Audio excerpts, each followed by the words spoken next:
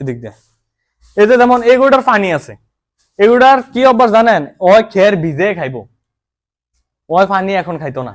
এখন এখন এখন আমরা 12টা 11টা বাজে, আমরা এখন পানি দিছি না, আবার 5টা বাজে দেখুন পানি নাই, ও একবারে খের গুলা ভিজাইয়া তখন আস্তে আস্তে খাইবো। আবার এই গরুগুলা আপনার লগে লগে পানি দিলে আপনার পানি খাইয়ে ফেলে।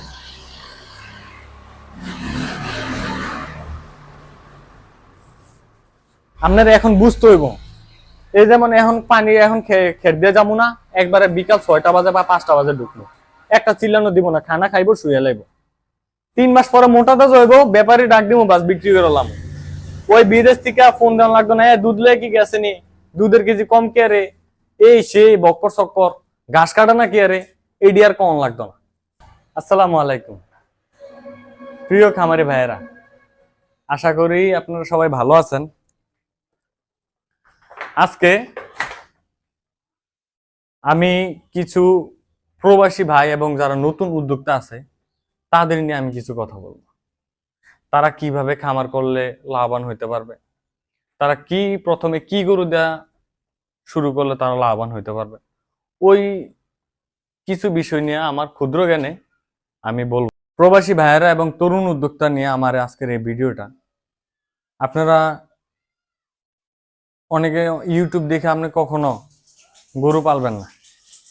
ইউটিউবে এত টাকা আয়, এত টাকা, মানে এক গরুতে এত টাকা আয়, এই গরুতে এত টাকা আয়, সে যে এত টাকা আয় বলছে সে কিন্তু ধরে আপনার এত টাকা আয় করতে পারেনি, বুঝছেন? সে আয় করছে কয়েকবার, আস্তে আস্তে যখন বুঝছে তখন আপনি লাভ করতে পারছে। আমি যখন এই গরু আপনার গাবি গরু পালা, ষাঁড় গরু পালার পরে এইসব গরু আনছি, আমিও কিন্তু ধৈরা আপনার লাভ করতে পারি নাই। প্রথমে সমান সমান আইছে, এরপরে আপনার কিছু লাভ হয়েছে, এখন আলহামদুলিল্লাহ প্রত্যেক গরুতে আমার 20-25 হাজার টাকা থাকে 3 মাস পরে। এখন এই গরু আপনারা যদি আস্তে আস্তে, যখন যেমন আমি আমার কথা বলি, এই গরু আমি আস্তে আস্তে খানা খাওয়াইতেছি। 6 লাখ টাকা দিয়ে গরু কিনছি, ধরুন 1 লাখ টাকার উপরে খরচ গেছে, ধরুন 7 লাখ টাকা। আমি যদি 9 লাখ টাকাও চোখ বন্ধ আমি 9.5 লাখ টাকা বিক্রি করতাম, আমার ওইরকম টার্গেট আছে, ধরুন 9 লাখ টাকা, 3 মাস আমার 2 লাখ টাকা আইব। কিন্তু এই 3 মাস ফালতু হইলে আপনার হাতে কিছু ক্যাশ থাকতে হইব। আপনি ধরেন যা 10 লাখ টাকা গরু এনে ফেললেন, এরপরে বিদেশ থেকে আইসা হুটাট করে গরু এনে ফেললেন, ঘর করে ফেললেন 5 লাখ টাকা দিয়া, গরু এনে নিলেন 10 লাখ টাকা দিয়া, তখন কি হইলো? আপনার গরু নাইলে বিক্রি করতে পারবেন, গড়টা তো ভাঙতে পারতেন না, এটা তো পুরাই লস যাইব। আগে আসার, বিদেশ থেকে আসার পর পর আপনারা একটা দুইটা কিনবেন, যদি দেখেন লাভ হইতাছে তখন আস্তে ধীরে বাড়াইবেন। আর যারা প্রবাসী ভাইয়েরা আছে তারা হইলো যুদ্ধ গলে চলে, তাদের রেমিটেন্স দিয়ে আমগো ফেটে কিছু খানা যায়, বুঝছেন? অনেক প্রবাসী ভাইয়েরা আমার কল দিলে আমার অনেক ভাল লাগে, আমার ডিসক্রিপশনে নাম্বার থাকে, আপনারা কল দিবেন। আমার এই জন্য ভাল লাগে যে একটা মানুষ আমার কল দিছে, নিশ্চয় আমি তারে কিছু ভালো দিতে পারলে তো উপরে আল্লাহ আছে। যখন দেখবেন না আস্তে ধীরে লাভ হইতাছে প্রবাসী ভাইয়েরা, তখন আপনারা কি করবেন? তরুণ উদ্যোক্তা প্রবাসী ভাইয়েরা, তখন আপনারা কি করবেন? এই 2টা থেকে 4টা, 4টা থেকে 6টা, তখন আস্তে আস্তে ঘর উন্নত করবেন। যখন লাভ হইব, যদি লস হয় তখন গরুও বিক্রি করে দিলেন, ঘরও ভাঙ্গা লাইলেন, পরে দেয়া 15 লাখ টাকা হয়ে গেল, আপনার 5 লাখ টাকা, আবার বিদেশ যাইতে হইব দৌড় ফিরে, বুঝছেন? বিদেশ থেকে আসার পর পর একটা দোকান দিবেন বা একটা ইনকাম সোর্স রাখবেন, দৈনিক একটা ইনকাম সোর্স, যাতে আপনার সংসারটা চলতে পারে। এন্ড গরু, এই গরুগুলো হলো একটা ব্যাংক। গরু হলো আপনার একটা বছর শেষে একটা ভালো একটা অ্যামাউন্ট যোগ হয়ে যাব। আর যেই আপনার দোকান বা একটা ব্যবসা থেকে ঘর চলতেছে, ওইটা দিয়ে আপনার ঘরটা চললো, এই গরুটা দিয়া আপনার একটা ভবিষ্যৎ হয়ে গেল বা একটা ক্যাশ হয়ে গেল। এন্ড এই গরু বেচে যদি সংসার চালান লাগে, আপনার ক্যাশ কনসুম হইব, কখন আপনার ক্যাশ হইব না। যেমন আমি যখন গাবি গরু পালছি, গাবি গরু তো লস আইছে, বিক্রি করে দিছি, তখন এই গরু কিনছি। এন্ড এই গরু কেনার পর আমার তো একটা ইনকাম সোর্স থাকা লাগবে, তখন আমি কি করতাম? আপনি গ্রামের থেকে, আমি এখনো করি, আপনি গ্রামের থেকে আপনার 100-150 কেজি দুধ আমি আমাদের শহরে নিয়ে আমি বিক্রি করি। গ্রামের থেকে 60 টাকা করে কিনি, আপনি শহরে নিয়ে আমি 70 টাকা বিক্রি করি।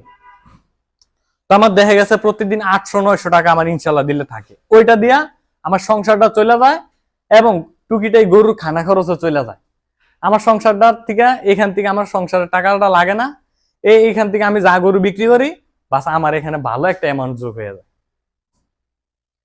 তেমন আপনারা যখন বিদেশ থেকে আসবেন হুটহাট করে গরু না কিনা আপনারা এই একটা দুইটা গরু কিনবেন, এর আশেপাশে একটা দোকান, কাজে লজ্জা নেই ভাইজান, কাজ করবেন আপনার একটা এই দোকানের মধ্যে দোকান দিবেন যাতে আপনার সংসারটা কোন রকম চলে। আর এই গরুগুলো আপনার ব্যাংক বেচবেন, বাস আস্তে আস্তে টাকাটা বৃদ্ধি হইব। আসার পরে মানে হুটহাট কিছু না কিনা, হুটহাট গরু টরু না কিনা আপনারা এই এরকম ছোটখাটো হাড্ডিসার কিনবেন। হাড্ডিসার আস্তে আস্তে কিনতে কিনতে এরপর বড় গরু চাইবেন, যে গরু দেখবেন লাভ বেশি। এরকম আরেকটা কথা, আমরা এই গরুতে যেমন এই একটা গরু ধরেন, একটা গরুতে 1 কেজি পানি দিয়ে আপনার 20 কেজি, 1 কেজি দানাদার দিয়ে 20 কেজি পানি খাওয়ানো যায় না, 2 কেজি দানাদার দিয়ে নাইলে খাওয়ানো লাগে। সকাল বিকাল আমার এই গরুগুলা 2 কেজি 4 কেজি খাইতেছে শুধু, একবার বেচার আগ পর্যন্ত 4 কেজি খাইব। আমি খানা দানাদার ভিডিও আবার দিমু, এই দেখেন আমি তো এখন আমার কাছে কোনো লুকাচুরি নেই, এই দেন আমার দানাদারের ইয়া। আপনার এই যে ভুট্টার গুঁড়ের বস্তা, ফিডের বস্তা, আর এই গমের ভুসির বস্তা, বুঝছেন? এবং আবার এই দেখেন এটা হইলো সরিষার খোল, ভিজাই রাখছি, বাস রাইতে ভিজাই খাওয়াই। আমি এই দানাদার ভিডিও নিয়ে আমি একটা ভিডিও দেবো। এই কয়টা দানাদার হইলে এত কিছু লাগবো না। এই কিছু দানাদার যদি হয় আপনার এই গরুগুলা কিন্তু পালতে সহজ। আপনার এই চিল্লা ফাল্লা করতো না, সারাদিন খানা দেওয়া লাগতো না। এতে দেখেন আমার গরুগুলা এদিকে এদিক দিয়ে, এতে যেমন এই গরুটার পানি আছে, এগুলার কি অভ্যাস জানেন? ওই খের ভিজে খাইবো, ওই পানি এখন খাইতো না।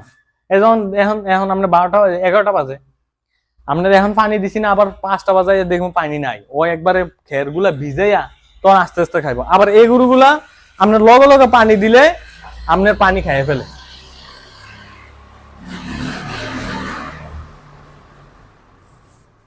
আপনার এখন বুঝতে হইব, এই যেমন এখন পানি এখন খের দিয়ে যাবো না, একবারে বিকাল 6টা বাজে বা 5টা বাজে ঢুকলো, একটা চিল্লানো দিব না, খানা খাইবো, শুয়ে লাইবো। 3 মাস পরে মোটাটা যাইবো, ব্যাপারী ডাক দিব, বাস বিক্রি করলাম। ওই বিদেশ থেকে ফোন দেওয়া লাগতো না, দুধ লেগে কি গেছে নি, দুধের কেজি কম কে রে, এই সেই বক্কর চক্কর, ঘাস কাটা না কি আরে, এই ডিয়ার কম লাগতো না, বুঝছেন?